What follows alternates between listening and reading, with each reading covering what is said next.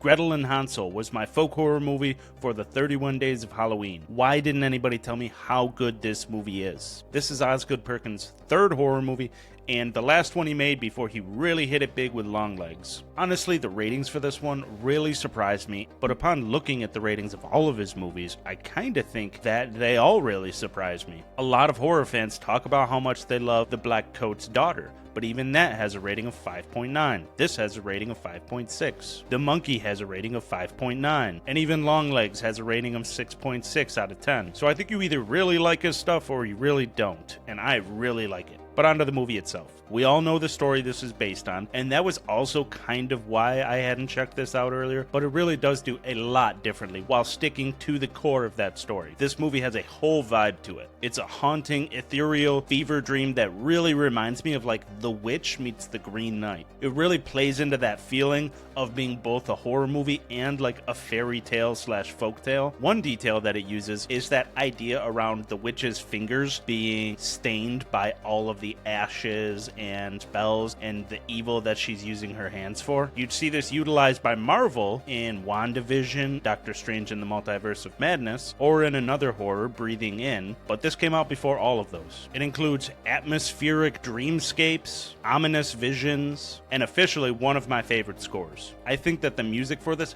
perfectly captures what Osgood Perkins was going for. It's kind of like a mixture of John Carpenter's Christine score and It Follows. It has those like whirring electronics and these otherworldly synths that really capture just a unique vibe. Also, at this point, you might be wondering, why did they switch the name to Gretel and Hansel instead of Hansel and Gretel? Well, the easy answer is for SEO, but from a story perspective, it actually does really focus on Gretel more than Hansel. She's played by Sophie Lillis, who many will know from It Chapter 1 and 2 and Dungeons and Dragons. She absolutely steals the show, but our witch, who is played by Alice Krige, has a long history in film, such as the Borg Queen in Star Trek First Contact, and the Stephen King classic Sleepwalkers. She was also in Chariots of Fire, and the recent horror movie She Will, that also has a whole witch theme to it. These two play a game of cat and mouse for the entirety of the film that is absolutely engrossing to watch. As for Perkins' directing, he utilizes bright or muted color palettes and sharp contrasts to play with the viewer's emotions, and includes a lot of very unique and vivid imagery that reminds me a lot of like Guillermo del Toro. This is not as violent as Osgood Perkins' last two films, so it's pretty accessible from that perspective. I highly recommend this, and I think that horror fans should start a campaign